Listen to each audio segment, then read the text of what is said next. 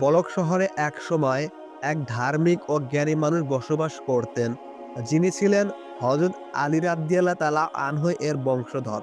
তার নাম ছিল সৈয়দ হাসান। তিনি ছিলেন প্রজ্ঞা ও ন্যায় বিচারের প্রতীক। একদিন বলখের বাদশাহ এক জটিল মামলার রায় দিতে অপারগ হয়ে সৈয়দ হাসানের শরণাপন্ন হলেন। বাদশাহের এক প্রিয় উজিরকে হত্যা করা হয়েছিল, আর অভিযুক্ত ছিল এক দরিদ্র যুবক। সকল প্রমাণ যুবকের বিরুদ্ধে থাকলেও সৈয়দ হাসান গভীর অনুসন্ধান করে জানতে পারেন প্রকৃত খুনি হলেন বাদশাহের এক ঘনিষ্ঠ মন্ত্রী। তিনি অকুণ্ঠ সত্য প্রকাশ করলেন। বাদশাহ প্রথমে ক্রুদ্ধ হলেও পরে ন্যায় বিচারে সন্তুষ্ট হন।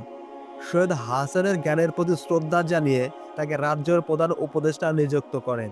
এরপর থেকে বলক শহরে সত্য ও ন্যায়ের আলোকবর্তিকা হয়ে ওঠে, যেখানে আলী রাদিয়াল্লাহু তাআলা আনহু-এর উত্তরসূরির জ্ঞান ও ন্যায়পরায়ণতা চিরকাল স্মরণীয় হয়ে থাকে।